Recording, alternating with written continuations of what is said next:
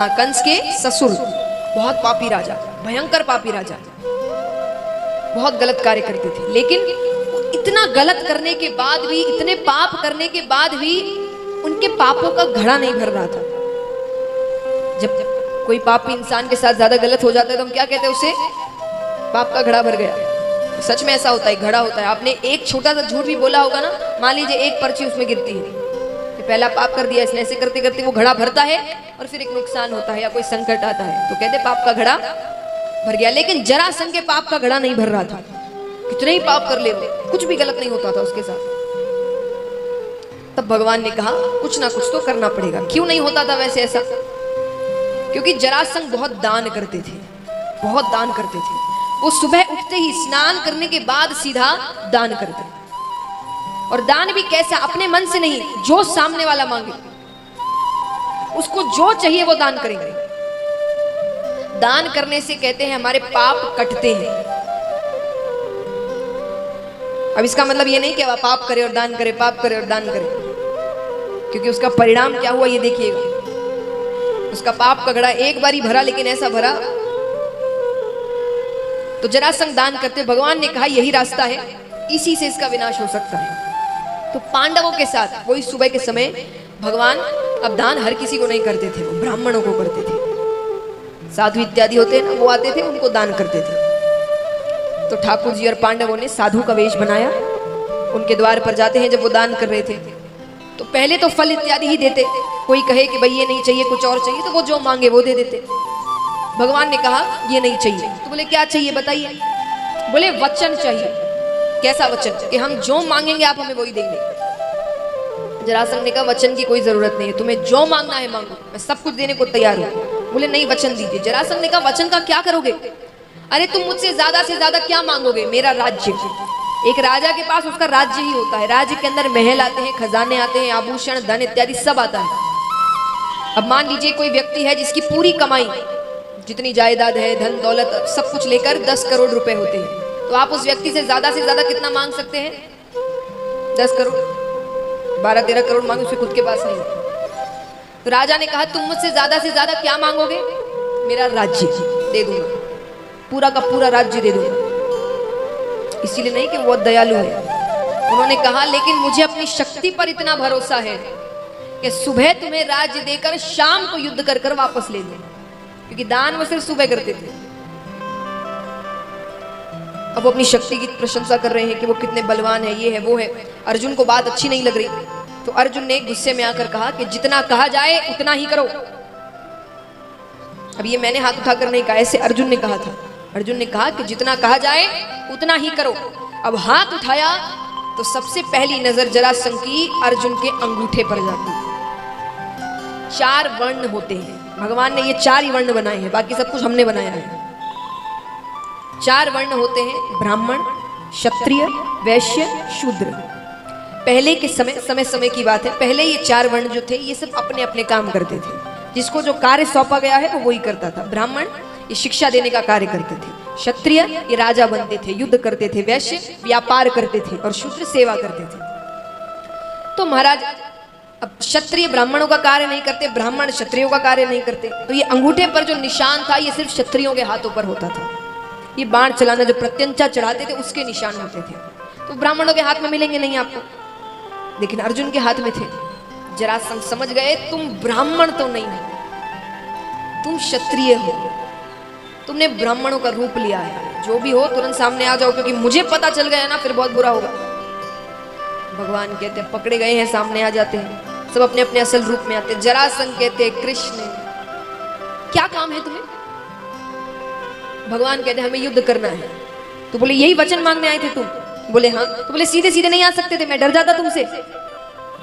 पर क्या करे, तुम्हें कोई काम सीधा करने की आदत जो नहीं है, तुमने कभी कोई काम सीधा नहीं किया।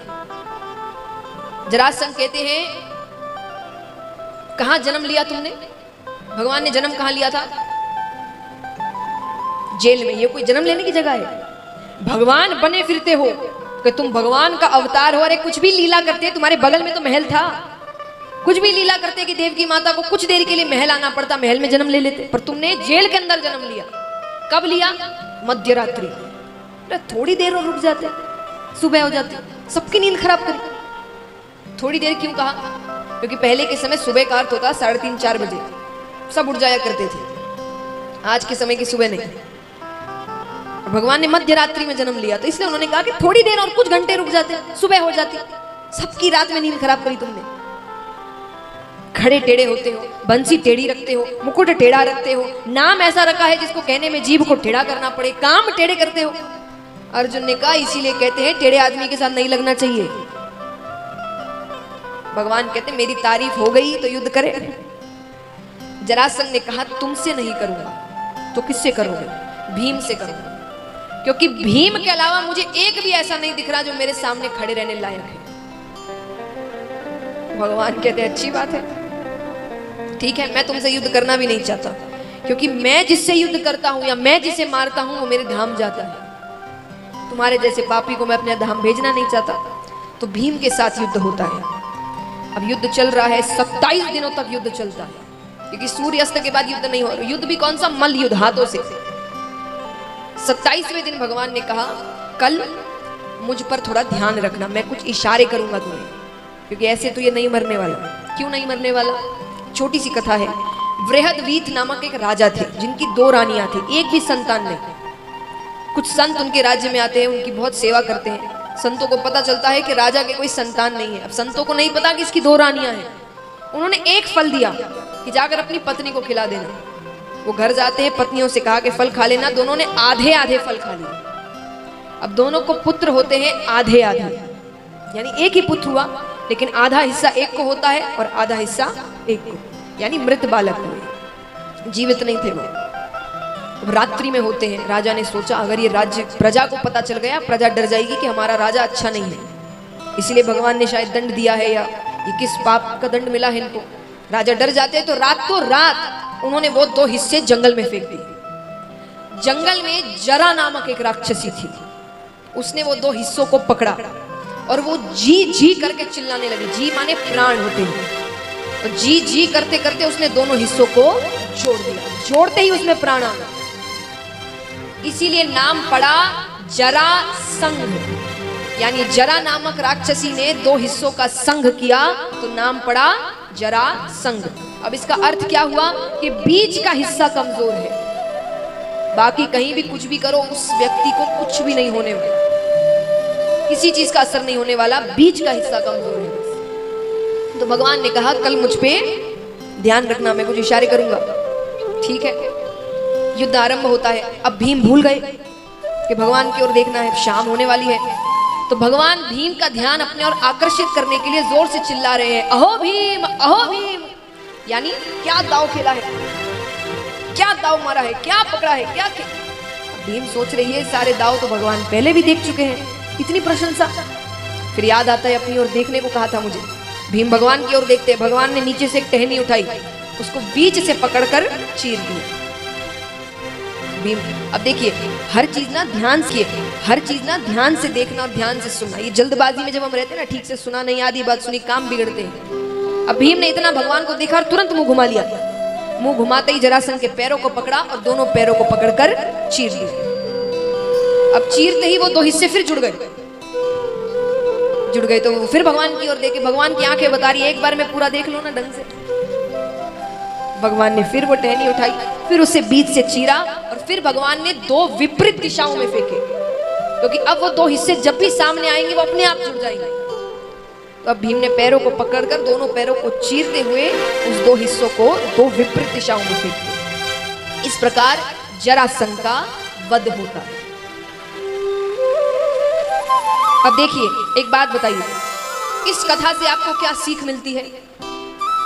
हर कथा में आपको भागवत जी में एक सीख दी जाती है। ये सिर्फ कहानियां सुनाने को नहीं है, सीख समझाने को। इस कथा से क्या सीख मिली बताइए?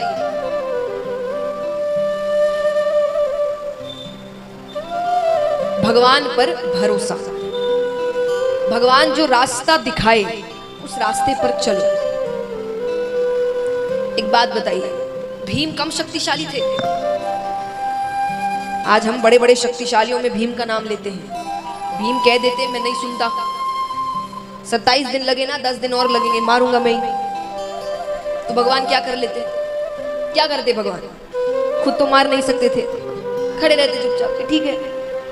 तो हमारे साथ भी यही होता है, भगवान आपको रास्ता दिखाते हैं, मानते हो तो अच्छी बात है, नहीं मानते तो भगवान खड़े रहते कि करो भाई जो मन में आए। कैसे बताते हैं रास्ते? देखिए, अच्छे कार्य तो हम सबको पता होता है कौन से अच्छे कार्य हैं, गलत कार्य में कई बार हम फंस जाते हैं। लेकिन जब भी हम कोई गलत कार्य करने जाते हैं ना, एक बार, सिर्फ एक बार यहां बैठे हर व्यक्ति के मन में एक हल्की सी आवाज अंदर से आती है, ये गलत है। पर उस पे संसार की आवाज ऊपर चढ़ जाती है, अरे आजकल तो चलता है, सब करते हैं, इतना कौन मानता है। वो एक जो हल्की सी आवाज होती है ना, वो भगवान की होती है।